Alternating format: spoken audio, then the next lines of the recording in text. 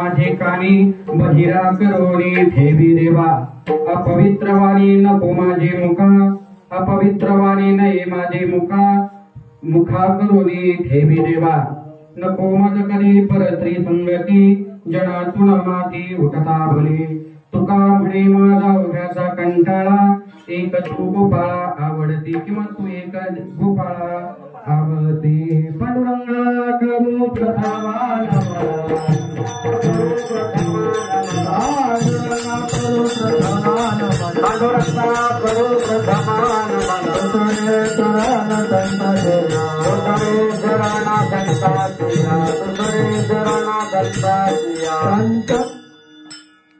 पांडुरंगा करू प्रथमान मान दुसरे चरण संतांचे त्यांच्या कृपादाने कथेत विस्तारू बाबाजी सद्गुरु दास तुका महायोग पीठे तटे भीमरथं वरं कुंडलिकाय दातुं मुनिरे समागत्य तिष्ठन्तमानन्दकन्दं परब्रह्मलिङ्गं भजे पाण्डुरङ्गं परब्रह्मलिङ्गं भजे पाण्डुरङ्गम् अलङ्कापुरी रम्य सिंहासनस्थं पदाम्बुजतेजस् पुरदि प्रदेशं विधिर्नादिदेवे तदा श्रूयमानं समाधिस्थमूर्तिं भजे ज्ञानदेवं समाधिस्थमूर्तिं भजे ज्ञानदेवम् समचरण सरोजं सान्द्रनीलाम्बुधाभं जगन्निहितपाने मण्डलं मण्डनानां तरुणतुलसीमाला कन्दरं कञ्जनेत्रं तदयदवहासं विठ्ठलं चिन्तयामि आता नमो रंगभूमिका कीर्तनी उभे होती लोका टाळ मृदंग श्रोते देखा तया माझे नमन दंडवत ऐसे नमन करोनी सका हरिकथा बोले बोबडिया बोला अज्ञान म्हणोनी आपल्या बाळा चालवी सकळा नामा म्हणे सेवे लागी सेवका झाला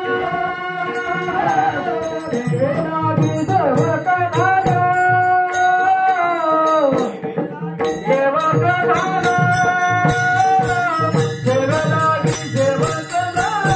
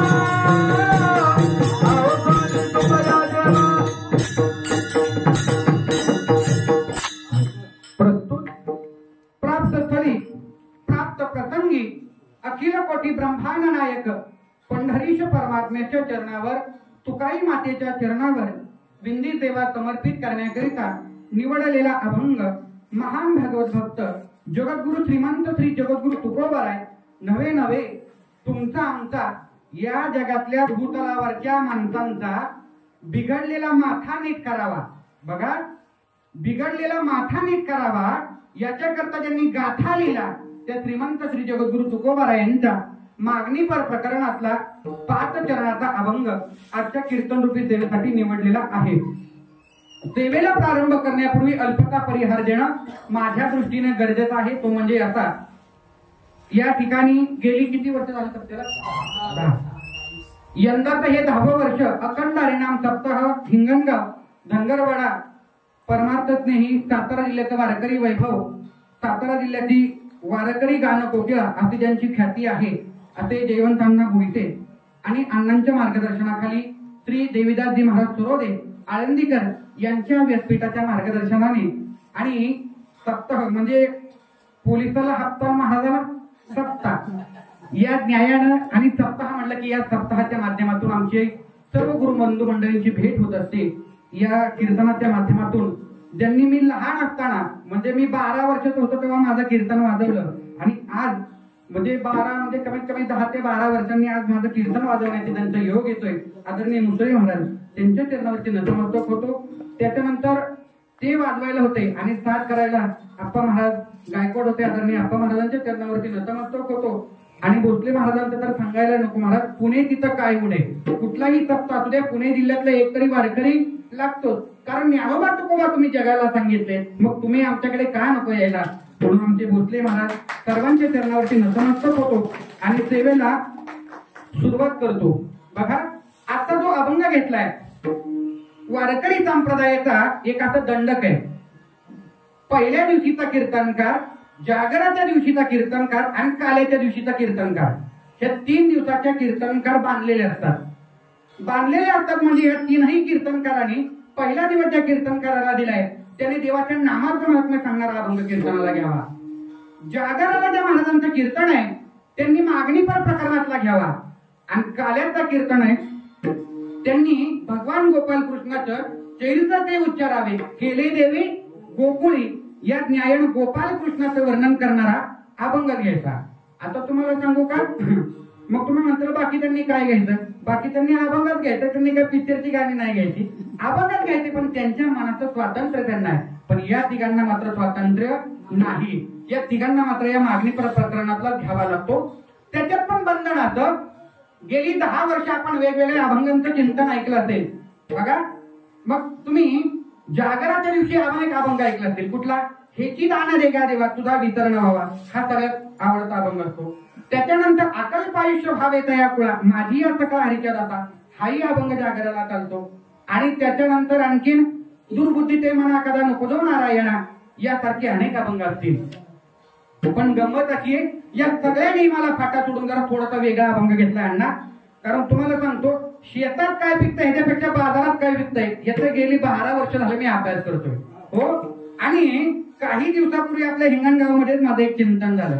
मला वाटलं हिंगणगावमध्ये ऐकणारी श्रोते जरा जाणकार आहेत, परमार्थ प्रेमी आहेत, म्हणून अभंगाचं चिंतन सांगायला सुरुवात केली. कीर्तन झालं मला रिप्लाय आला, कुणी आणलाय ते महाराज पहिल्यांदा ते गुडका. हो चला विनोदाचा भाग सोडून द्या. म्हणून तुमच्या कुणाच्याही डोक्यावर न जावा. अगदी लहानग्या बाळाला जरी विचारला या अभंगाचा अर्थ काय तरी ते बाळ सुद्धा सांगेल. पापाची वासना नको जाऊ डोळा, यावनी आंधळा भराचा भूमी, निंदेचे श्रवण नको माझे कानी, बहिरा करोनी ठेवी देवा, नको माझं कधी परत्री सांगाती, जनातून माती उठता भरी, तुका म्हणे माझा अवघ्याचा कांटाळा. आणि एकतू गोपाळ आवडतो. झालं आपलं कीर्तन. विठ्ठल ऐका, माझ्या उजव्या बाजूला आमच्या महिला मंडळाची संख्या खूप प्रचंड आहे. आणि मगाशी सुद्धा आम्ही दिंडीच्या वेळेस आलो होतो. आमच्या माता माऊलींचा उत्साह बघितला, हिंगणगावमधल्या महिलांचा उत्साह बघितला. आमच्याकडे देवळात आम्ही परत म्हणतो पुढं सरकून बसा आणि मागं सरकून बसा, आणि देवळात असत्यात वाजवणारा आणि म्हणणारा, ह्याच्या पलीकडे तिसरा मानतच नसतो. पण खूप आनंद वाटला. 6चं टायमिंग सांगितलं होतं, मी 5 वाजता देवळात बसायला जागा गर्दी एवढी गर्दी बघितली, खूप छान वाटलं. म्हणून सुरुवात आमच्या माता महिला वर्गापासून करतो. बघा आपली मागणी काय असावी. बघा जगद्गुरु तुकाराम महाराजांना देवानी सांगितलं तुकाराम महाराज काहीतरी मागा. पण तुकाराम महाराजांच्या आई अगोदर तुकाराम महाराजांच्या आईला सुद्धा देवाने सांगितलं होते काहीतरी मागा. हो आपल्याला वाटतं आपल्या घरात भजन कीर्तन करणारी चांगली पोरं जन्माला यावी. पण तुम्हाला सांगू का, चांगली पोरं जन्माला येण्याच्या अगोदर चांगले आई बाप समाजात घडले पाहिजे तर तुकाराम महाराज जन्माला येतात. बाळू मामा जन्माला येण्या अगोदर सत्यवा माता सारखी पवित्र आई जन्माला आली पाहिजे. आता आमचीच आहे दुसऱ्याच्या कोट्यातलं शियान तुरती तिच्या कोटीत तुकाराम महाराज कसं काय जन्माला येतं. हो आपला तो भाग नाही, सोडून द्या. पण ऐका विनोदाचा भाग सोडू दे आणि गोड चिंतन ऐका. बघा तुकाराम महाराजांची वडील बरोबर आहे, एकटेच वारीला जायचे. आणि एकटे वारीला जात असताना कणकाईला जाताना सांगत जायचे, कणकाई माझ्या गाई वासरावरती प्रेम कर, कणकाई खालच्या उसाला पाणी दे, कणकाई गावात कुणाची उदारी आहे का बघ. सगळी प्रपंचाची कामं कणकाई मातेला सांगून जायचे. आणि मग कणकाई माता एकदा म्हणली, मालक दरवर्षी तुम्ही एकट्याने पंढरीच्या वारीला जाता, आम्हाला कधी वाटत नसावं तुमच्या बरोबर पंढरीच्या वारीला यावं का, एकट्यानेच मजा मारावी का. तुमच्या भाषेत सांगायचं म्हटलं तर म्हटले का आता काय चालणार नाही, यावरची मी सुद्धा वारीला येणार. आता मी सुद्धा वारीला येताना अध्यात्मशास्त्र असं सांगतं महाराज, 3 हट्ट प्रत्येकाला पूर्ण करावे लागतात. एक बाल हट्ट, दुसरा राज हट्ट आणि तिसरा स्त्री हट्ट. बघा बाल हट्ट आहे का, बाळ रडायला लागले. बघा काही केलं बाळ राहणार, बाबा बसले, नातू खेळायला आणला, नातू काय रडायचं राहणार. म्हटलं बाबा मला ऊस पाहिजे. बाबा म्हटलं पोरग रडायचं राहणार, पटकन गेले ऊस आणला, दिला. ऊस खायला दिलं, त्याचे तुकडे केले, त्या पोराला खायला दिले. परत पोरग रडायला लागलं. आता म्हणलं आता करतोय, नाही म्हणलं आता परत होता तसा जोडून द्या. हो, याला म्हणतात बाल हट्ट. घरातली लहान पोरं की आई असू द्या आज असू द्या, प्रत्येकाला हट्ट पूर्ण करावा लागतो. दुसरं आहे राज हट्ट. आता राज हट्ट आहे का, ज्यांना वाटतंय कीर्तन संपल्यावर 2-2 हजार आपल्या खात्यात जमा व्हावं, त्यांनी कीर्तन संपण्यापूर्वीच केवायसी करून घ्यावी. अशी बातमी जर कीर्तनात आली, मला नाही वाटत हिंगणगावच्या कीर्तनात एक तरी माणूस कीर्तनामध्ये हो खुशाल नाही बसेल म्हणता.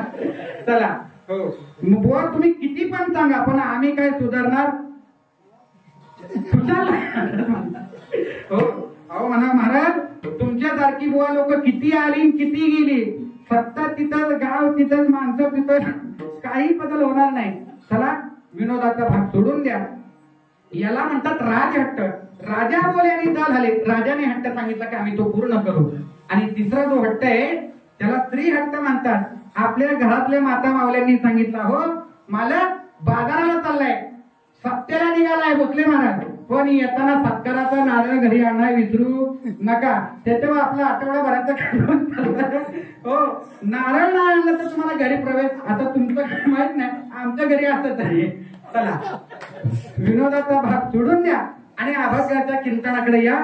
घरातल्या महिला वर्गांनी हट्ट केला की कसाही गाडी मारून पाठवू द्या. मुसळे महाराज 7 दिवस सप्त्यावरती भागला, उद्या 8व्या दिवशी आपल्याला घरीच जायचंय.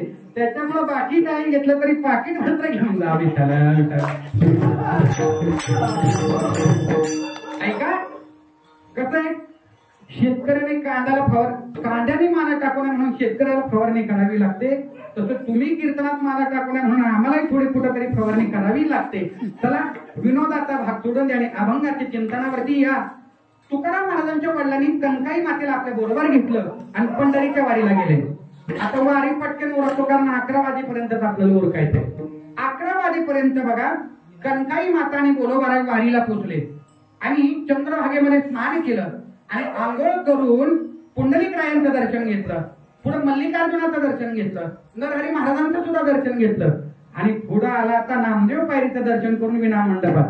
पण कणकाई मातेला तुकाराम महाराजांच्या वडिलांनी सांगितलं, कणकाई आई 8 पिढ्यापासून पांडुरंगाची पूजा करतोय, पण आपल्या 8 पिढ्यांनी पांडुरंगाकडे काय मागितलं नाही आणि तुला सांगतोय पांडुरंगाकडे काय मागायचं नाही. काय मागायचं नाही कणकाई, तुला कारण नंतर सांगतो कीर्तन संपल्यावर. पण कणकाई देवाकडे काय मागायचं नाही.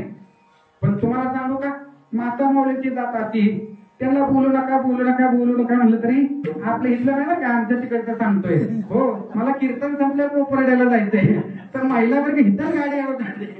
चला करू नका म्हटलं तरी तुम्ही करणार.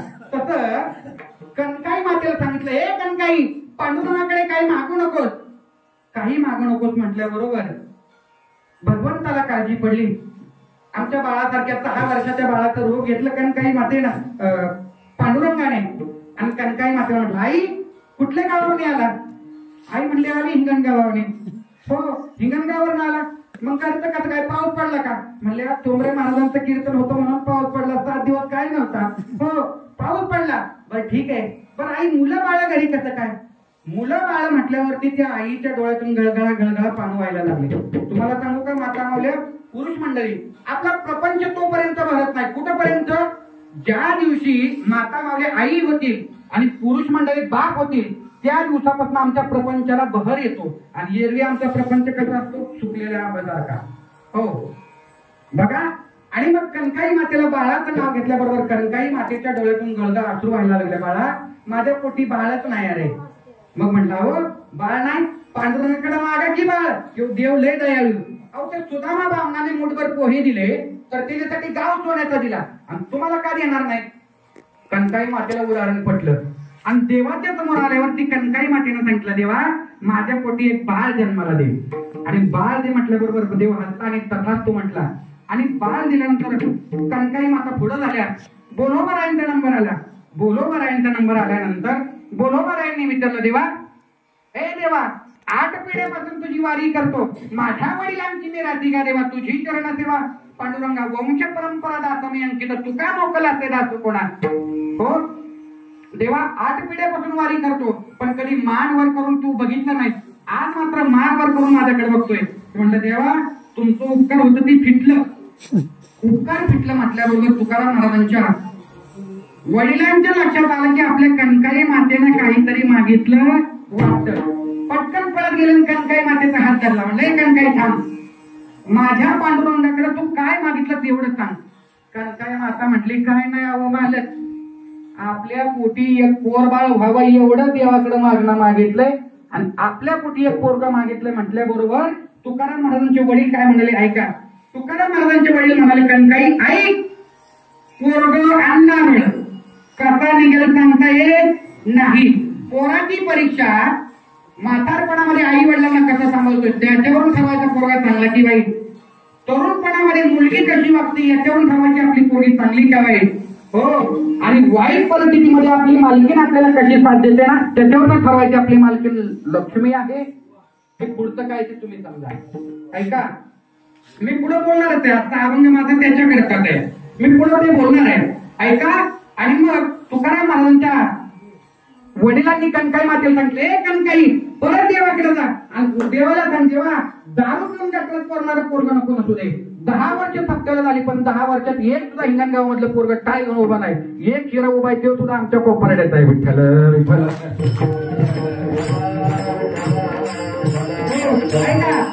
आता विनोदाचा भाग सोडून द्या.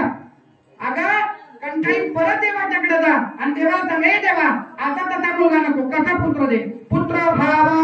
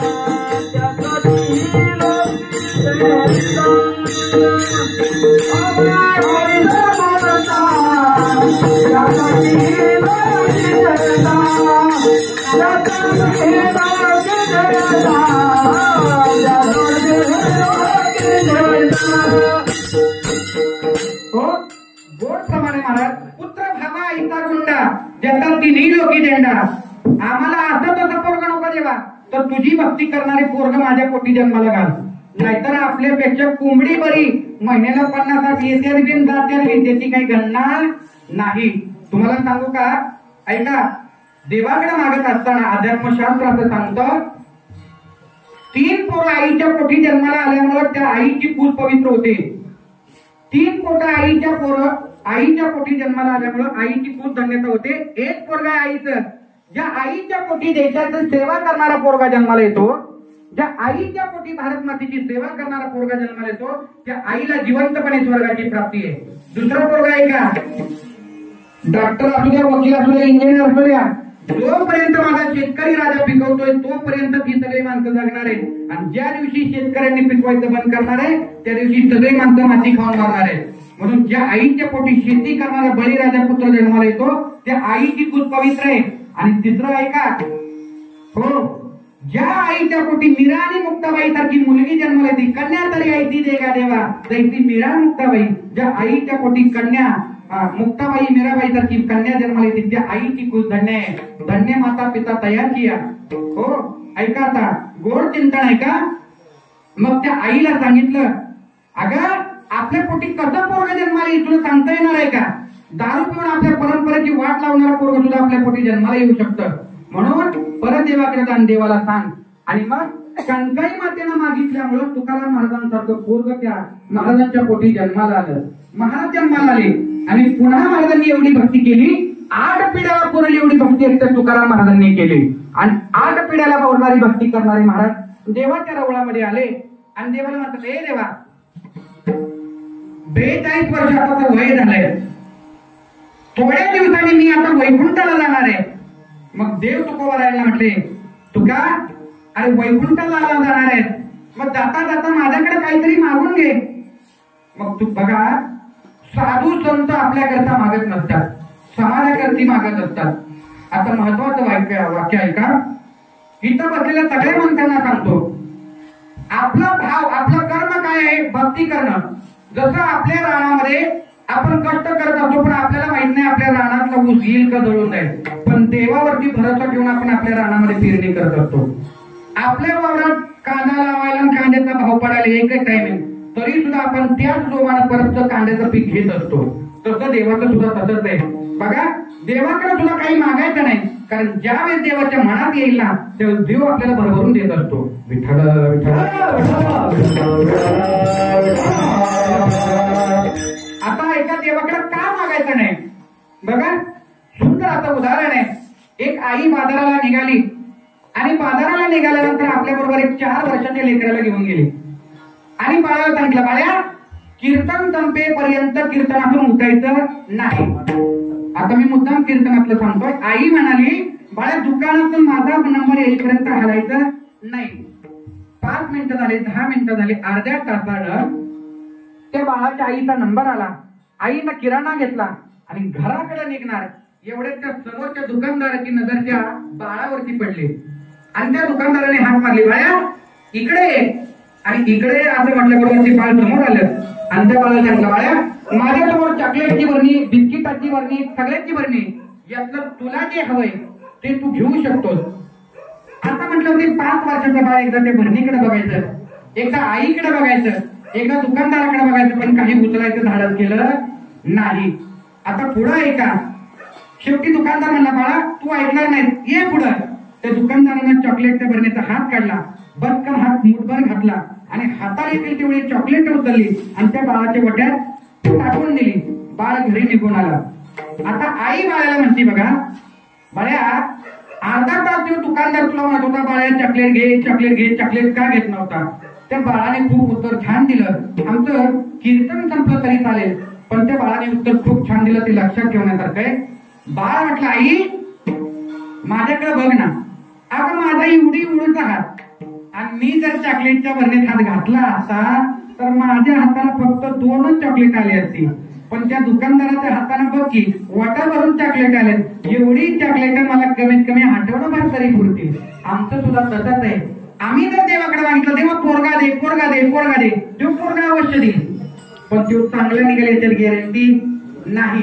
ज्यावेळेस देवाच्या मनात येईल ना, अरे माझ्या हिंगण गावातल्या माणसांनी 12 वर्ष माझ्या नामाचा गजर चालवलाय, पडू दे भरभरून पाऊस, उन्हाळ्यात सुद्धा तुम्हाला पाऊस पडेल, उन्हाळ्यात सुद्धा हो.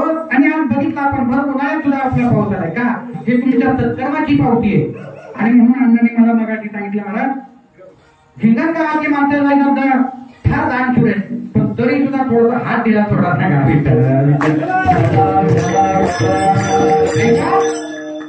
तुम्हाला सांगू का, सजन का पैसा, सजन का पैसा साधू और फकीर और दुर्जन का पैसा डॉक्टर और वकील.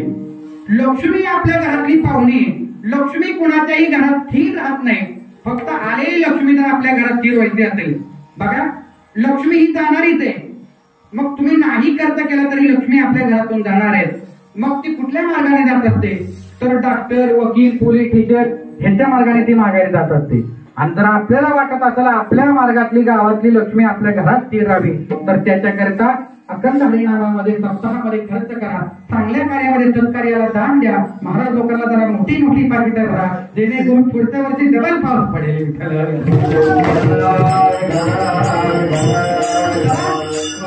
महाराज लोकांचं नाव घेतलं की आपल्या सगळ्यांना कसं जरा बरं वाटतंय नाही का, हो. दुसऱ्याचं सांगण्यापेक्षा आपल्याच चांगलं. चला विनोदाचा भाग सोडून द्या आणि अभंगाच्या चिंतनावरती या महाराज, हो. कारण आमच्या लहू शिंदेंनी मला सांगितलं, महाराज मागच्या सारखं जर धर्मशास्त्र जर सांगायला जाताल तर पुढच्या वर्षी तुम्हाला हिंगणगावमध्ये बोलवणार नाही, तुम्हाला बोलवा असं जर वाटत असेल नाही का, हो. चला विनोदाचा भाग सोडून द्या. आता आजचा जो अभंग सेवेला घेतलाय, पापाची वासना नको जाऊ डोळा, त्याहूनही अंधारा बराच मी, निंदेची श्रवण नको माझी कानी, बहिरा करून ठेवी देवा.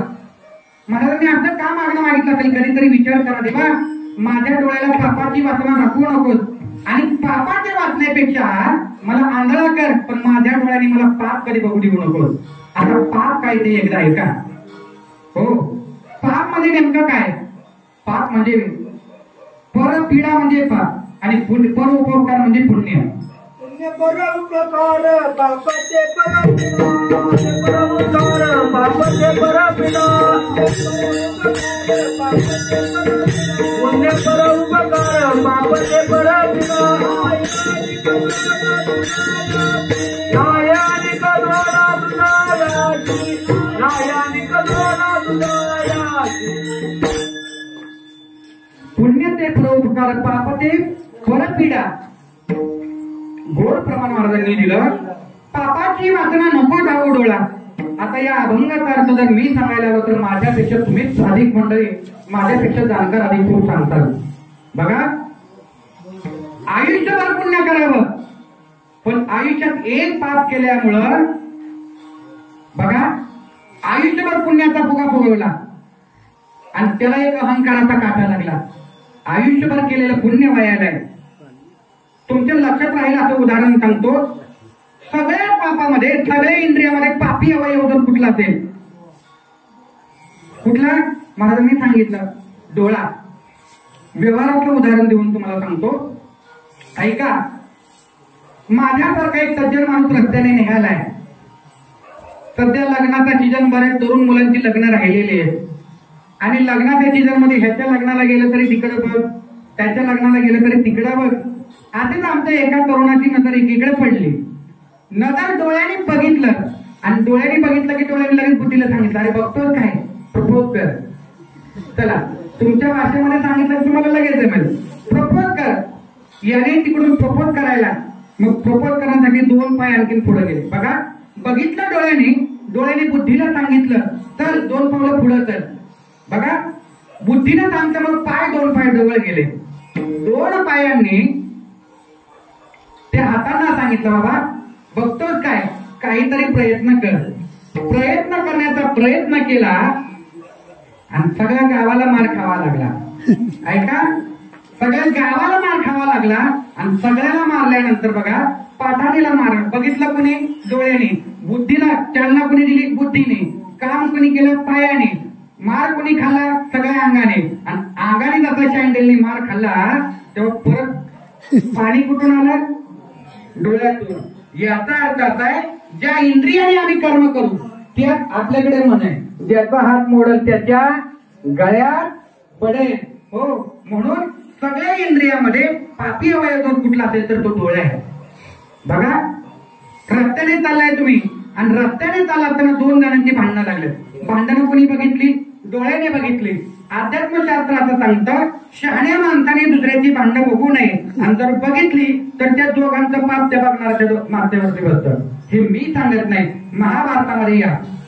बघा, महाभारतामध्ये कौरव आणि पांडवांची भांडणं चालली होती, आणि कौरव आणि पांडवांची भांडणं एक शहाणा माणूस बघत होता, आणि त्याचं नाव आहे भगवान गोपाल कृष्ण.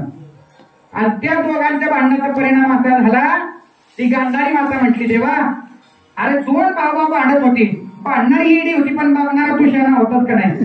मग देवा तुला शाप देते, तुझी सुद्धा पोरं अशीच भांडणं करून मारतात, दारू पिऊन मारतात.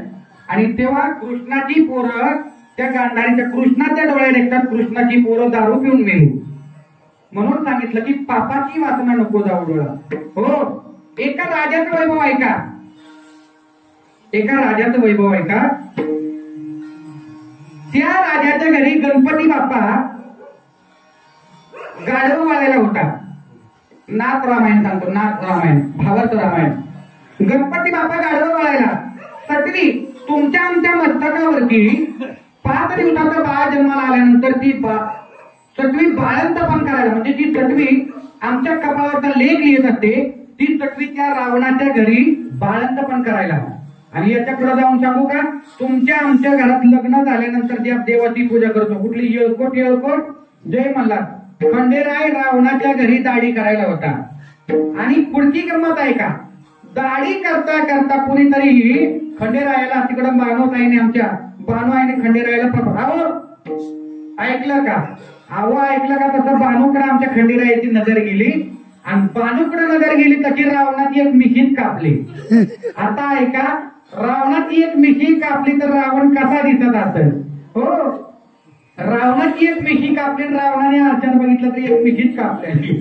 आता एक मिशी कापली म्हणजे दुसरी तरी ठेवायची कशी, आणि दोन्ही मिशा रावणाला काढायला लागल्या आईबाप जिवंत असताना. हो, आणि रावणाला लय राग आला, अरे माझा आईबाप जिवंत मला मिशी काढायला होतोय. म्हणून त्यांनी काय केलं, बांबू घेतला आणि एक कोट, किती, एक कोट बांबूने खंडेरायाला मारलं. कुणी, रावणाने मारलं एक कोट. आणि ते बघितलं बाकीच्या सैनिकांनी, आणि त्यांनी बघितलं तेव्हा पद्धती म्हणलं एक कोट. ते एककोटचा परून झाला येळकोट. आणि मग येळकोट कुणासाठी म्हणलं तर खंडेरायासाठी.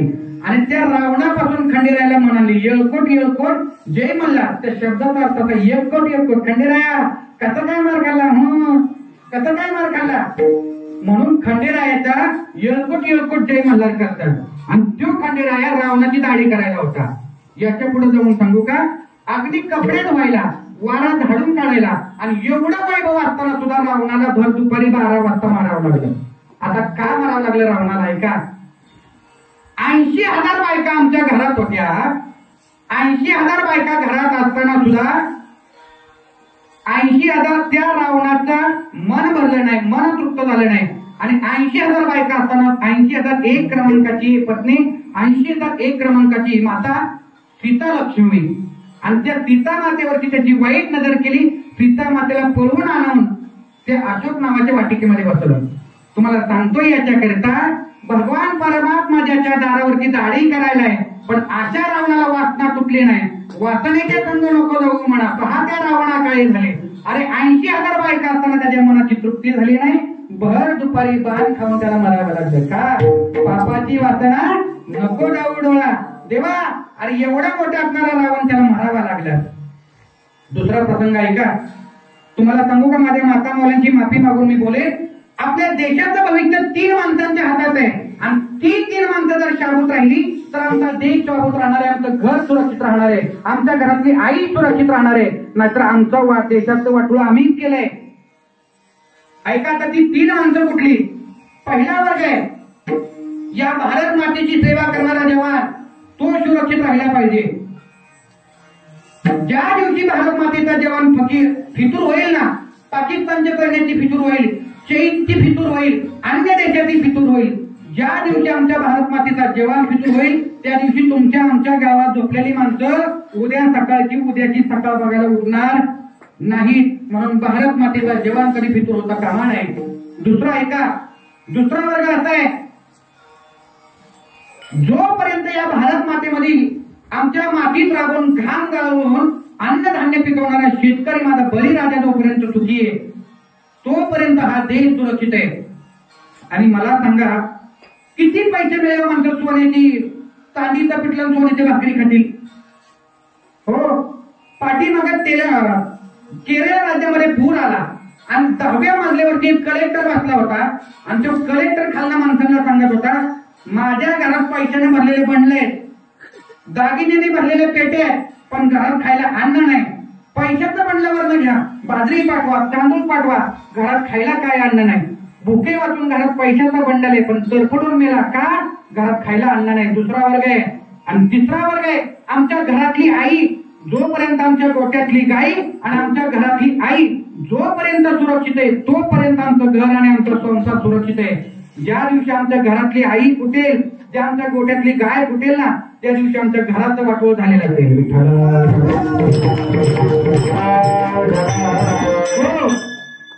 आपला मुद्दा खूप गोड चाललाय, पापाची वासना नको जाऊ डोळा.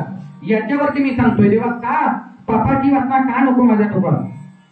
ऐका, 10 कोटी मुस्लिमांना अल्लाहचं अस्तित्व मान्य आहे. 10 कोटी असणाऱ्या मुस्लिमांना अल्लाहचं अस्तित्व मान्य आहे. 5 कोटी ख्रिश्चनांना येशूचं अस्तित्व मान्य आहे. पण लोकसंख्येनं 125 कोटी असणाऱ्या हिंदूंना माझ्या भगवंताचं अस्तित्व मान्य नाही. ही सगळ्यात मोठी शोकांतिका आहे. कीर्तन थोडंसं तिखट लागेल, पण ते महत्वाचं आहे. आणि कीर्तन तुम्हाला हसवण्याकरता कीर्तन नाही, तुम्हाला रडवण्याकरता कीर्तन नाही, तर समाज घडवण्याकरता कीर्तन आहे. ऐका, कोल्हापूरला मी वकिलीचं शिक्षण घेत होतो. आता माझ्याकडे बघितलं तर लोकांना वाटत नाही तसं. वकिलीचं शिक्षण घेत असताना एक दिवस माझ्या वर्गामध्ये एक मुस्लिम समाजाची मुलगी बुरखा घालून वर्गात आली. बुरखा घालून वर्गात आल्यानंतर वर्गातल्या सरांनी तिला सांगितलं, ताई आपल्या कॉलेजनं सगळ्यांना मुलींना आणि मुलांना गणवेश दिलाय, मग गणवेश दिला असताना तू आता बुरखा घालून कॉलेजला येवत हे काही बरं नाही.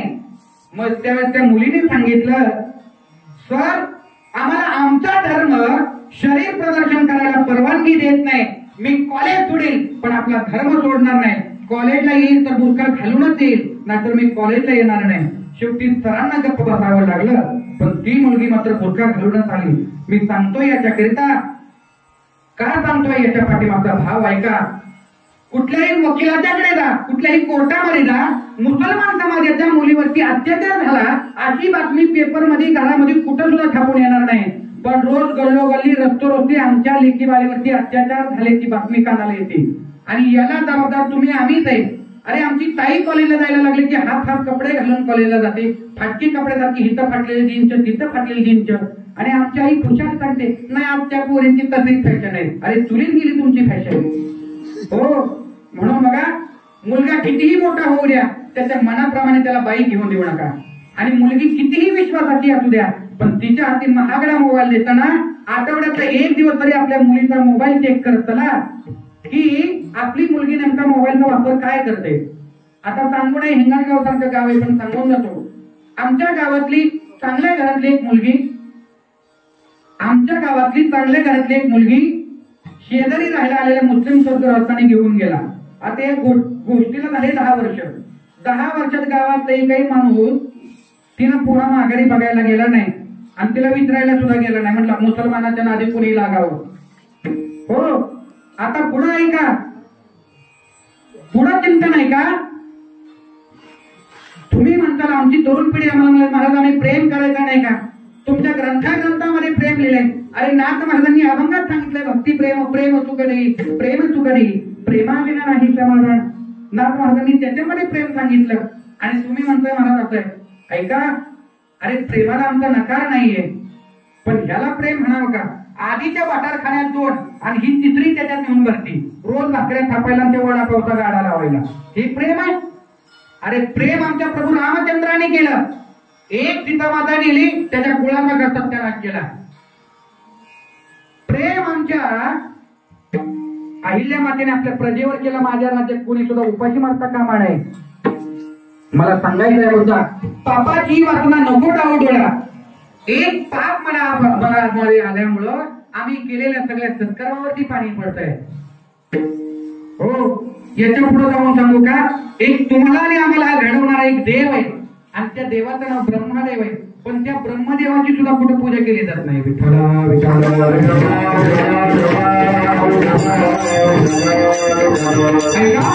आता ब्रह्मदेवाची पूजा का केली जात नाही त्याच्या पाठीमागचं कारण आहे का. त्या ब्रह्मदेवाने सृष्टी निर्माण करायला लागल्यानंतर ब्रह्मदेवाच्या पोटी एक कन्या जन्माला आली आणि त्या कन्येचं नाव आहे सरस्वती. आणि सरस्वती त्या पोटीच्या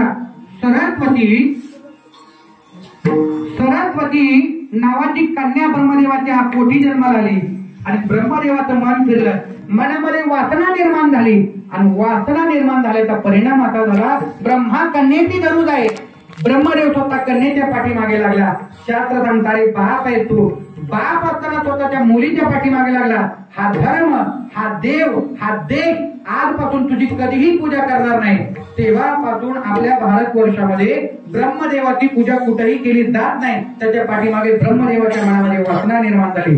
मग तुकाराम महाराज सुद्धा म्हटले, देवा मला सुद्धा येत असेल तर एवढंच कर बाबा, माझ्या सुद्धा मनामध्ये कधीही वासनेला फारा येऊ देऊ नको. अभंगाचा प्रसंग कर. बाबाची वासना नको दाऊडोळा, बाबाची वासना नको दाऊडोळा, बाबाची वासना नको दाऊडोळा, बाबाची वासना नको दाऊडोळा. त्याहून आंधळा बराच मी, त्याहून आंधळा बराच श्रवण नको माझे कानी नित्य श्रवण नको माझे कानी साहुनी आंधळा मराठी साहुनी आंधळा मराठी श्रवण नको माझे कानी नित्य श्रवण नको माझे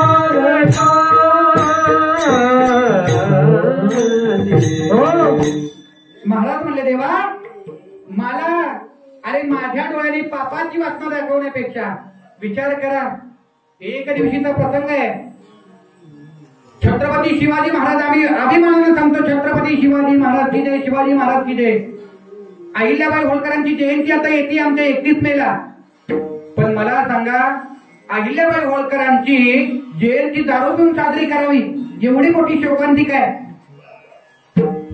आम्ही देव वाटून घेतले साधू संत वाटून घेतले पण त्या संत महात्म्यांचा एक तरी गुण आम्ही घेतो का मला सांगा मारवाड्याचा माणूस कधी दारू पिऊन डीजे समोर नाचत नाही गुजरातचा माणूस कधी दारू पिऊन डीजे समोर नाचत नाही याच्या पुढे जाऊन सांगू का ब्राह्मणाचा माणूस लोकमान्य टिळकांची जयंती आली म्हणून बजाव करून कधी नाचत नाही आणि याचा परिणाम असा एक ब्राह्मण लोकसभेत आहे राज्यसभेत एक ब्राह्मण आहे तर त्याने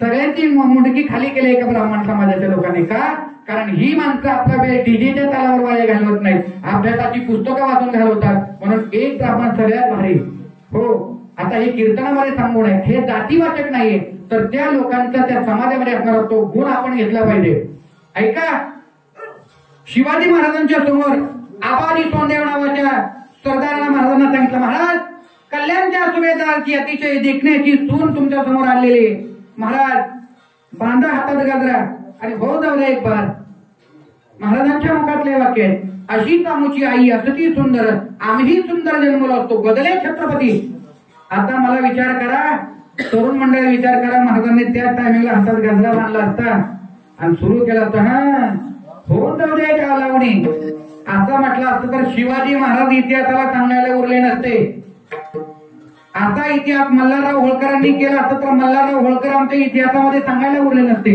या लोकांनी भगवंताकडे एक प्रार्थना केली देवा पापाची वासना नको डवू डोळा त्याहूनही आंधळा बरा तुम्ही देवा माझ्या मनाने माझ्या डोळ्याने वासना दाखवण्यापेक्षा मला आंधळा कर पण माझ्या डोळ्याने वासना नको याच्या पुढे जाऊन सांगू का विठ्ठला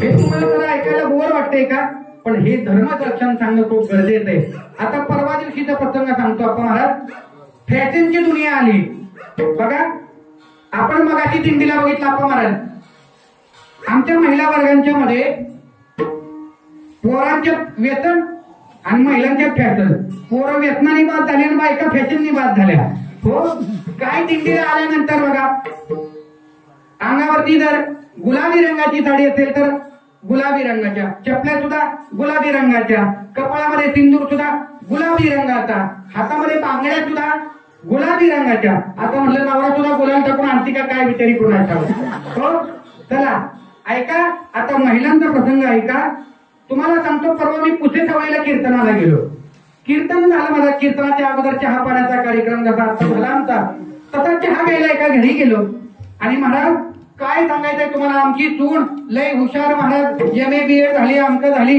त्याने म्हटलं बेबी महाराजांचं दर्शन घे आता ती बिचारी माझ्या दर्शन घ्यायला आली माझ्या पाया पडली तरी त्याला वाटलं महाराज काहीतरी आशीर्वाद देतील काहीतरी म्हणतील पण तोंडातून एक शब्द नाही दोन नाही म्हटले महाराज माझी सून तुमच्या पाया पडली पण साध्या आशीर्वादाचे 2 शब्द तुमच्या तोंडातून येऊ नये एवढा चेंगूसपणा शब्दांचा कशासाठी अहो म्हणला माऊली तुम्ही म्हणताय आशीर्वाद द्यावा तिच्या कपाळाला बुक्का अहो म्हणली महाराज बुक्का नाही आज साडी दे आज सगळं काळा दे घालायचंय काळी साडी काळा ब्लाऊज काळ्या बांगड्या मग कपाळाला टिकली सुद्धा काळी पण तुम्हाला सांगतो माता मागितल्यावर माझ्या ताईसारखं आहे तुमची माफी मागून बोलतो जरा थोडस तुम्हाला वाईट वाटेल पण शास्त्र सांगतं महिलांनी 3 वर्ग कधी बदलायचे नाहीत एक कितीही मॅचिंग करा पण कपाळावरचं कुंकू मात्र लाल लावायचं 2 दुसरं कितीही मॅचिंग करा पण हातातल्या बांगड्या मात्र हिरव्या ठेवायच्या आणि 3 कसंही जरी असलं तरी आपल्या गळ्यातलं मंगळसूत्र मात्र आहे तसंच ते मंगळसूत्र मात्र आपल्या कुंकवाची दान म्हणून आपल्या गळ्यातलं मंगळसूत्र तसंच ठेवायचंय. हो, आणि या 3 गोष्टी आमच्या महिला वर्गाने पाळायच्या आहेत. ऐका, तुमच्या हातातल्या बांगड्यांच्या मध्ये एवढी ताकद आहे, प्रत्यक्ष भगवान परमात्म्याला शरण यायला लावायची ताकद नुसत्या बायकांच्या बांगड्यात आहे. हो, हिरव्या बांगड्यांच्या मध्ये. ऐका त्या बांगड्यांचा महिमा एकदा.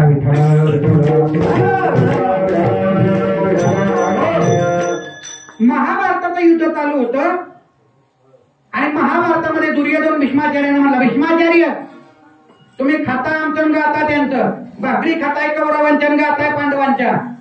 म्हाताऱ्याला वाईट वाटलं, अरे आयुष्यभर कधी कुणाचं मिठाचं पाणी सुद्धा ओलांडलं नाही आणि माझा नातू माझ्यावरती आरोप करतो. म्हणून भीष्माचार्याने सांगितलं, उद्याची उद्या पांडव मारील, नाहीतर हा भीष्माचार्य शरपंजरी पडेल. म्हातारा असं होतं, मंदिरात भिडे फुकणारा म्हातारा नव्हतं महाराज. हो, आमच्या तिकडे तुम्हाला सांगतो, आपण मला सप्ता बसायच्या अगोदर देवळात बसायला जागा पुरत नाही म्हाताऱ्याला, आणि सप्ता बसला की सगळी म्हातारी घरी हिना पारा करायला लागेल म्हणून. हो, आज तुम्हाला सांगतो, हिऱ्या पाऱ्या वाचून आमच्याकडे सप्ताह बंद पडायला ते हिना पाऱ्याच्या भांडणावरून. मग आम्ही म्हटलं, बाबा सप्ताह बंद पडण्यापेक्षा 8 बोवांच्या पोटावर मारण्यापेक्षा हिना पारा बंद झालेला चांगलाय. हो, चला विनोदाचा भाग सोडून द्या. ऐका, आणि मग कृष्णाला काळजी पडली. कृष्ण म्हणला, अरे उद्या पांडव मरणार म्हणला, माझ्या बहिणीच्या कपाळावरचं कुंकू पुसणार. माझी धर्माची बहीण आहे द्रौपदी, आणि माझ्या हाताने माझ्या बहिणीचं द्रौपदीचं कुंकू पुसावं लागणार, याच्यापेक्षा वाईट दिवस कुठला आहे. म्हणून कृष्ण लगेच ताबडतोब द्रौपदीकडे गेला आणि द्रौपदीला, हे द्रौपदी जशी असतील तशी माझ्या संगत चल. म्हटली, काय दादा काय झालं. अगं काय सांगू नकोस, जशी असतील तशी माझ्या गाडीत बसेल, माझ्या संगत चल. दादा म्हटली, कुठं चल, तू काय सांगू नकोस, माझ्या बरोबर चल. मग द्रौपदीला नेलं आणि त्या महालाच्या आतमध्ये भीष्माचार्य ध्यान करत होते. आणि त्यावेळेस भगवान गोपाल कृष्णाने त्या द्रौपदीला सांगितलं, द्रौपदी आतमध्ये म्हातारा बसले, एक काम कर, बाकीचं काही करायचं नाही, फक्त बांगड्याचा आवाज आणि तुझ्या पायातल्या पैंजणाचा आवाज होईल एवढंच कर. आणि मग त्या द्रौपदीनं खळखळ खळखळ खळखळ बांगड्या वाजवायला सुरुवात केली. आणि जशा द्रौपदीच्या बांगड्या ऐकल्या तशा म्हाताऱ्याने त्या दोघेच सांगितलं, अष्टपुत्र सौभाग्यवती भव. मग कृष्णाने सांगितलं, द्रौपदी म्हटली, महाराज आशीर्वाद या जन्मासाठी का पुढच्या जन्मासाठी, कारण तुम्ही मगाशीच प्रतिज्ञा केली की पांडवांना मारेल, आणि पांडव मेले म्हणजे माझ्या कपाळाला बुका. हो, तुम्ही जर प्रतिज्ञा केली माझ्या कपाळावरचा पांडवांना मारणार, तर माझ्या कपाळावरचं कुंकू वाटेल कसं. भीष्माचार्य म्हटले, ही युक्ती तुझी नाही, ही अक्कल तुझी नाही, तुला शिकवणार कोणीतरी वेगळाच आहे, ती कृष्णाची ताकद आहे. आणि तिने सांगितलं, जा बाई झालं तुझं काम, उद्या तुझे पांडव वाचतील, उद्या तुला पांडव वाचतील. पण भीष्माचार्य मात्र शरपंजरी पडलेला असेल. आणि तुम्हाला सांगतो, दारात आलेल्या या हातातल्या बांगड्याचा आवाज ऐकून माघारी गेला, म्हणून हिरवा तुला आमच्या हाताला आहे. आणि तुम्हाला सांगू का, धर्मरक्षण करण्याचं काम फक्त तुम्हीच ठेवलंय, पुरुष मंडळीने धर्माची पताका कधी सोडून दिली. हो, ऐका, कुठलीही महिला वर्ग असू दे, मंदिरात कधी रिकाम्या हाताने जाणार नाही. काही जाता आलं तर हातामध्ये कुंकवाचा करंडा, 2 फुलं हातामध्ये घेतील. नाही काही करता आलं पण रिकाम्या हाताने त्या अक्षरा पदरामध्ये बांधून घेतील. आणि कीर्तनाला गेलं तरी बुवासाठी 10 रुपये दक्षिणा घेतल्याशिवाय जाणार. हो, तुम्ही म्हणा, मी म्हणणार नाही. चला, मला सांगायचं एवढं की तुम्ही कुठेही जरी गेलात तरी रिकाम्या हाताने कधी जाणार नाही. हे धर्मरक्षणाचं काम आमच्या महिला वर्गाने केलंय. आणि याच्या पुढे जाऊन सांगू का, नाथ महाराज एका ठिकाणी म्हटले, जोपर्यंत आमच्या देशातल्या महिला वर्ग सुरक्षित आहे. रामायण का घडलं, रामायण का घडलं, अरे आमच्या सीता मातेची आबरू घेण्याचा प्रयत्न केला, सीता मातेची मान खाली घालण्याचा प्रयत्न एका दृष्टाने केला, म्हणून रामायण घडलं. आणि भर दरबारामध्ये आपल्याच भाऊजाईचा पदर ओढला, नालायकांनी आपल्याच भाऊजाईचा पदर ओढला. आणि पदर ओढल्याचा परिणाम असा झाला, 100 पोरातलं एक सुद्धा जगलं नाही. मला सांगा, रामायणामध्ये त्या 100 जणातलं एक सुद्धा जगलं नाही, तर आपल्या कलियुगामध्ये कोण जगणार आहे. म्हणून महाराजांनी सांगितलं की पापाची वासना नको जाऊ द्या. अरे आयुष्यभर केलेलं पुण्य जर एका वासनेमुळे वाया जाणार असेल तर देवा मला वासना नको, मला आंधळ कर. आणि तुम्हाला सांगू का, आंधळ्या माणसासारखं पुण्यवान कुणी नाही, कारण जगात जेवढी भांडणं लागतात डोळ्यामुळे लागतात. चला, हो, लहू महाराज आपल्या घरात भांडणं लागायला कारणीभूत एकच कारणीभूत आहे डोळा. दुसऱ्याचा चांगला ऊस आलेला कोसत कशाने बघतो आपण? डोळ्याने. आमच्या माता मावल्या दिंडीमध्ये सगळ्यांच्या रंगीबेरंगी साड्या घातल्या. घरी गेले की लगेच सांगितलं मला उद्याची उद्या मला 5,000ची पैठणी आणायची. ते आमच्या चमकीने घातली होती. हो महाराज म्हणले देवाने डोळे दिले नसते तर किती बरं झालं असं, माझा एवढा त्रास वाटला असता नाही का. पापाची वासना नको जाऊ डोळा, आणि पापाची वासना दाखवल्यामुळे भल्या भल्याचे लागेला भट्टा, बरी नव्हे ही थट्टा. नाथ महाराजांनी तर त्याच्यावरती प्रमाणात दिले. येडका मदन मदन केवळ केवळ पंचानन मदन केवळ पंचानन केवळ पंचानन केवळ पंचानन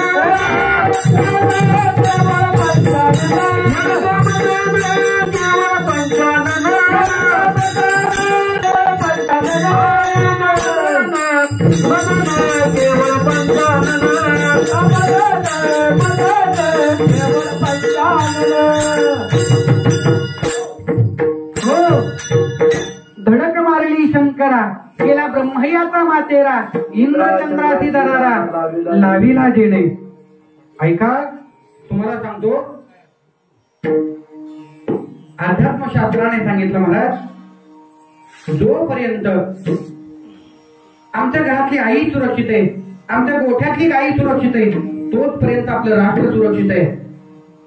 आणि ज्या दिवशी आम्ही आमची मर्यादा सोडू त्या दिवशी आपल्या धर्माचं उल्लंघन झाल्याशिवाय राहणार नाही. आणि ज्या दिवशी धर्माचं उल्लंघन होणार आहे त्या दिवशी आपला सुद्धा विनाश होणार आहे. धडक मारली शंकरा केला ब्रह्मयाचा मातेरा, इंद्रचंद्राची दरारा लाविला देणे.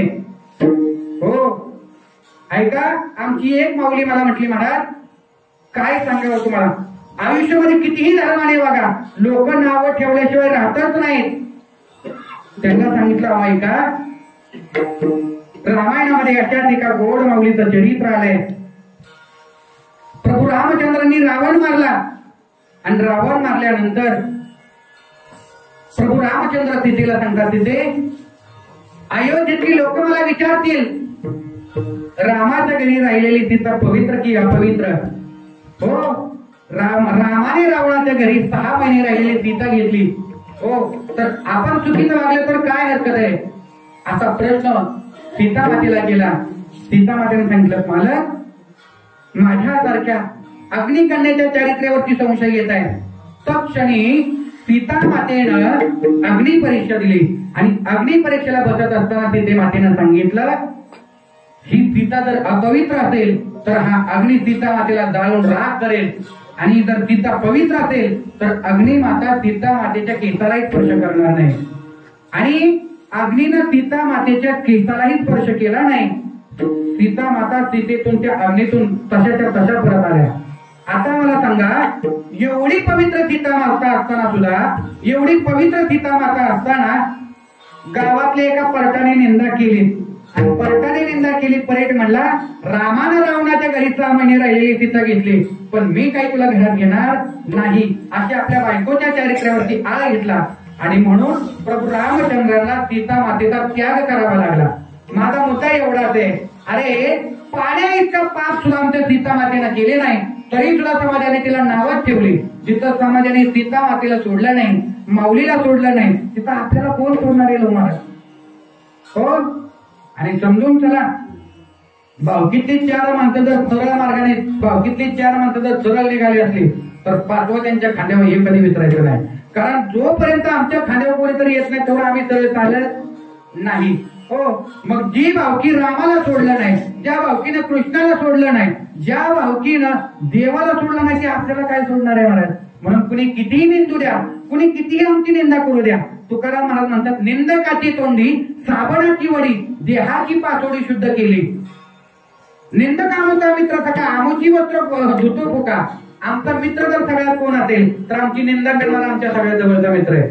समजून त्याला जर आपले एखादा निंदा करायला लागला तर आपले दोष धुण्याचं काम करतोय. हेच महाराजांनी अभंगाच्या द्वितीय नको माझे कानी निंदेचे प्रबंध नको माझे कानी निंदाचे श्रवण नको माझे कानी निंदाचे श्रवण नको माझे कानी निंदाचे श्रवण नको माझे कानी निंदाचे श्रवण नको माझे कानी निंदाचे श्रवण नको माझे कानी निंदाचे श्रवण नको माझे कानी बाहिरा करुणे देवा बाहिरा करुणे देवा बाहिरा करुणे देवा निंदाचे श्रवण नको माझे कानी निंदाचे श्रवण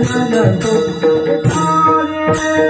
बाहिरा करुणे देवा बाहिरा करुणे देवा बाहिरा करुणे देवा निंदाचे श्रवण नको माझे कानी निंदाचे श्रवण नको माझे कानी महिला वर्ग तुमच्याकरता खास दृष्टांत सांगतो आणि विठोबा रखमाई भजन घेऊन राहिलेल्या कीर्तनाला सुरुवात करतो. ऐका. धनाजी चाटे नावाचे एक संत मराठवाड्यामध्ये होऊन गेले. धनाजी चाटे नावाचे एका दिवशीचा प्रसंग आहे महाराज. धनाजी चाटे नावाचे महाराज आपल्या वावराच्या बांधामध्ये पेरणीचं काम करतायत. आषाढी वारी जवळ आलेली आणि हिंगणगाव मधली 4 वारकरी पंढरीच्या दिशेने निघालेत आणि वारकरी बघितल्याबरोबर त्या बांधावरच्या त्या धनाजी महाराज चाटे नावाच्या शेतकऱ्याने हाक मारले. हो महाराज इकडे या. कळशी भरून ठेवली. सगळ्या दिंडीला पाणी पुरल. दिंडीला पाणी पिऊ द्या आणि मग तुम्ही पंढरीच्या वारीला जा. आता असं म्हटल्यानंतर महाराज सगळी वारकरी आली आणि बाळाखाली चांगलं थंडगार पाण्याने ती भरलेली माठ होता. सगळे पाणी पिले आणि पाणी पिल्यानंतर ती वारकरी म्हटली महाराज इथं जर आम्हाला जर एक भाकरी आणि झुणका मिळाला असता तर इथंच आमची संत पंगत झाली असती. मग धनाजी चाटे नावाच्या महाराजांनी लगेच आपल्या बायकोला निरोप सांगितला. आता मोबाईल केला आताच्या भाषेमध्ये. आता त्या काळात मोबाईल नव्हते. निरोप पाठवला कुणाकडून तरी निरोप पाठवला. अगं आमच्या मालकिनीला सांगा आपल्या वावरात वारकरी आल्यात आणि त्या वारकरीला बेसन भाकरीचा स्वयंपाक करून आणा. आता ऐका. धनाजी चाटे नावाच्या त्यांच्या त्या धर्मपत्नी लक्ष्मी माता त्यांनी स्वयंपाक केला आणि स्वयंपाक डोक्यावर घेतला आणि डोक्यावर घेतल्यानंतर त्या माऊलीच्या मनात आलं आपल्या वावरात लय दिवसांनी वारकरी आल्यात. वारकऱ्यांच्या करता दही घ्यावं. मग दही घेतले का मडक्यामध्ये आणि गडबडीत त्या दह्याच्या मडक्यावर झाकण ठेवायचं विसरली. आता ती माऊली डोक्यावरती वारकऱ्यांना भाकरी घेऊन चाललेली आणि त्याच वेळेला कावळा बसायला आणि फांदी तुटायला एक गाठ अशी म्हण आपल्याकडे.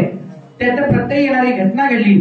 एक घाल आपल्या पायामध्ये साप घेऊन चालली होती. साप आणि साप धरला होता उलटा आणि उलटा साप धरल्यामुळं वरून त्या सापाच्या तोंडातले जे विष होतं ते विष त्या मडक्यामध्ये गळालं आणि त्या मडक्यात पडल्यानंतर झाडाखाली असणारी तेवढ्या वारकऱ्यांनी दही खाल्लं. तेवढी वारकरी तिथंच आडवी झाली. आडवी झाल्यानंतर धनाजी चाटे महाराजांना प्रश्न पडला महाराज करावं काय करावं काय. बरं यमदूताला प्रश्न पडला महाराज एवढी वारकरी नेली ही पाप मारायचं कोणाच्या माथ्यावर. जर त्या माऊलीच्या माथ्यावरती पाप मारावं तर तिला माहिती सुद्धा नाही आपल्या डोक्यावरती काय चाललंय. ती तर भाकरी घेऊन जायचं काम केलंय. मग त्या घारीला दोष तेव्हा काही एवढी माणसं मारली तर तिचं काम आहे सापाला खाणं तिचं काम आहे. तिला तरी काय माहिती की आपण जे विष घेऊन चाललोय ते विष कुठं पडतंय म्हणून. मग दोष द्यायचा कोणाला. आणि तेवढाच आपल्या हिंगणगावच्या तुकाई माताच्या देवळात 4 टोकरी आपली तांदळा चौकडी त्याला म्हणतात अशी बसलेली होती आणि म्हटली महाराज अहो ते धनाजी चाटे नाही का आपल्या खालच्या आईचा त्याने वारकऱ्यांच्या जेवणात ईद घातलं. पण तुम्हाला सांगतो वारकऱ्याला ईद देऊन त्याला घालणार काय 2-4 तुळशीच्या माळा बुक्याच्या पुड्या आणि पताका 1-2 झेंडे ह्याच्या पलीकडे वारकऱ्याच्या पिशवीत आहे तरी काय. हो आधी कधी बातमी ऐकली का. आळंदी पंढरीची वारी असताना आळंदी पंढरीची वारी सुरू असताना काही वारकरी झाडाखाली झोपले असताना त्यांच्या तुळशीच्या माळा कापून नेल्या. हो अशी बातमी येणार नाही. फुकट दिली तरी कोण घेत नाही.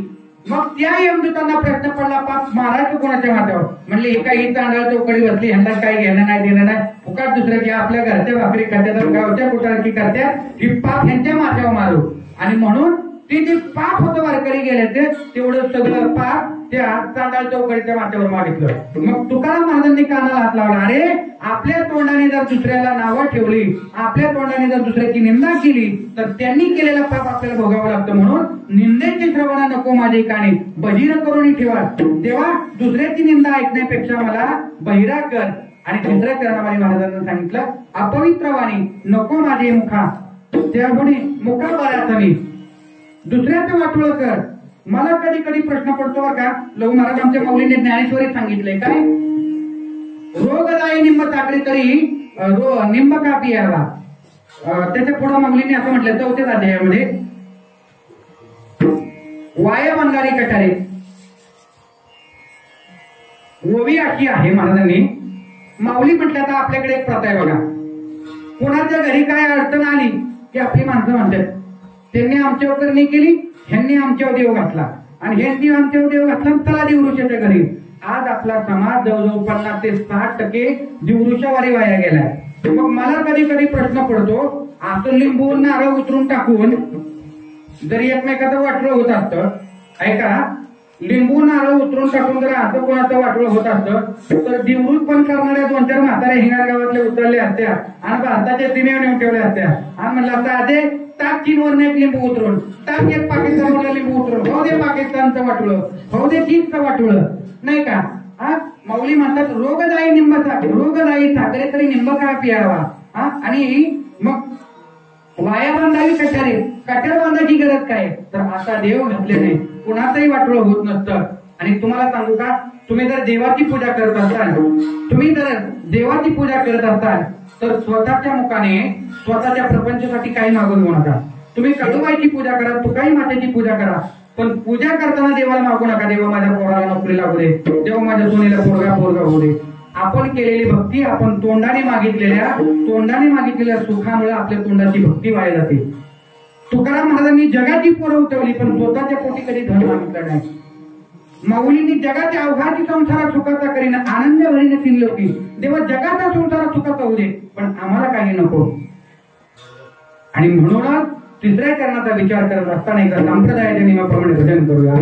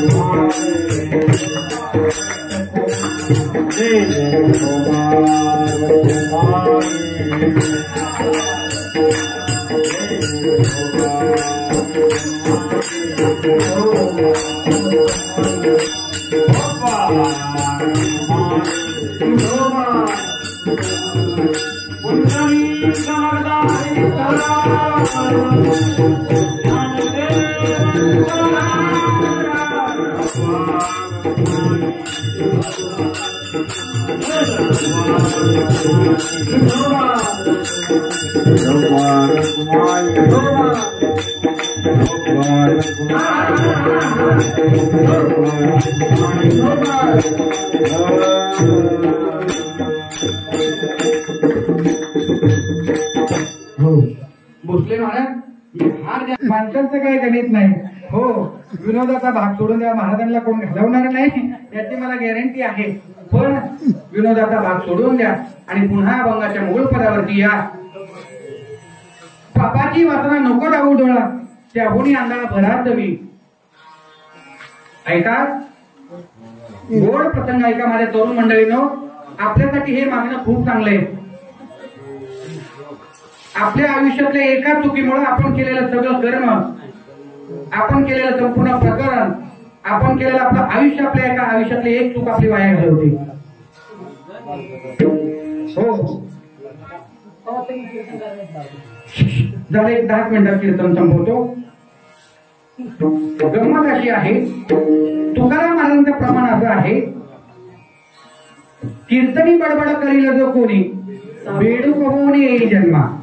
म्हणून तुम्हाला सांगतोय बोलू नका.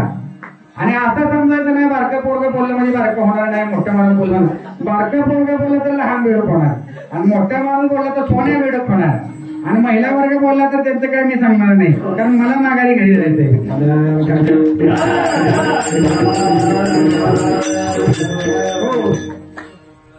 ऐका आमच्या महिला वर्गांनी गोड चिंतन ऐका. पापाची वासना नको जाऊ डोला, त्याहूनही आंधळा भरा तुम्ही.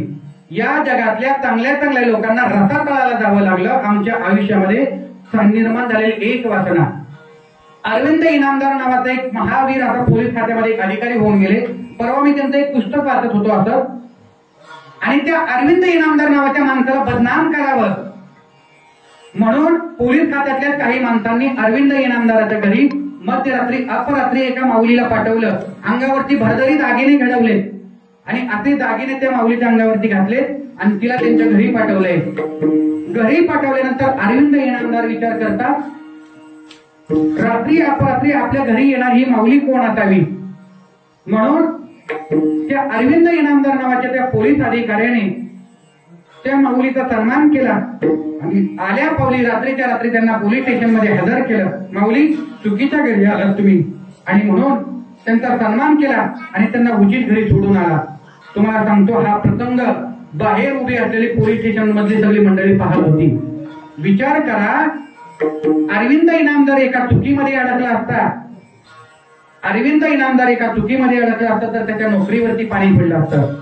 रावण सगळ्या महाभक्तामध्ये रावणासारखा महान ज्ञानी भक्त कुणी झाला नाही, रावणासारखा मातृभक्त कुणी झाला नाही. आणि तुम्हाला सांगू का, आई चांगली असेल तर राक्षसीच्या पोटी सुद्धा चांगलं पोरग जन्माला येत आहे. कयादू माता राक्षसी नाही, पण कयादू राक्षसी नसताना आई माळकरी असल्यामुळं त्या आईच्या पोटी प्रल्हाद नावाचं बाळ जन्माला आलं. आता दुसरं ऐका, बाप चांगला पण आई राक्षसी नाही. रावणाचा बाप विश्रवा, बाप ब्राह्मण आहे पण आई राक्षस कुळातली, म्हणून त्या आईच्या पोटी राक्षसासारखा पौत्र जन्माला आला. म्हणून आईच्या पोटी सद्भाग्य सदवर्तन असणं खूप गरजेचं आहे. बघा, बाळ गर्भात असताना अध्यात्मशास्त्र असं सांगतं, महिला वर्ग बाळ गर्भात असताना महिला वर्गाने मोकळे केस सोडून रस्त्याने चालायचं नाही. बाळ गर्भामध्ये असताना हातावरती अन्न घेऊन रस्त्याने अन्न खात फिरायचं नाही.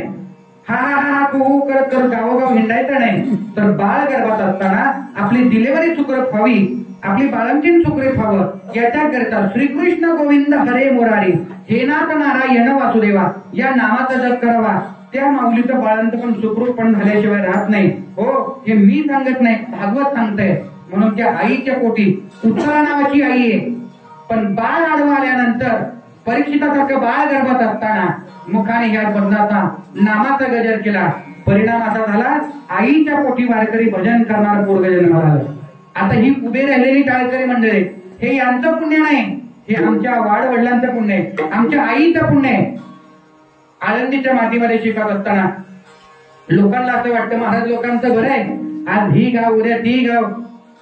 पण तुम्हाला सांगू का, 2 तासाचं कीर्तन करण्याकरता आळंदीमध्ये 12 वर्ष रियाज करावा लागतो. 2 तासाचा मृदुंग ऐकण्याकरता 2 तासाचा मृदुंग ऐकण्याकरता आळंदीच्या मातीमध्ये संध्याकाळी 9 वाजल्यापासून 12 वाजे सकाळी पहाटे 5 वाजेपर्यंत हाडाची काढ पडून घाम गिरवत मृदंग वाजवावा लागतात. आणि आळंदीमध्ये 3 पोरं घडतात, जी पोरं आळंदीमध्ये असताना मधुकरीचं अन्न खातात. आता मधुकरी हा नियम असा आहे, आळंदीमध्ये राहत असणाऱ्या मुलांनी डोक्यावरती केस ठेवायचे नाहीत आणि आळंदीमध्ये राहत असणाऱ्या मुलांनी आपल्या आजूबाजूच्या पंचक्रोशीमध्ये मधुकरीला जायचं.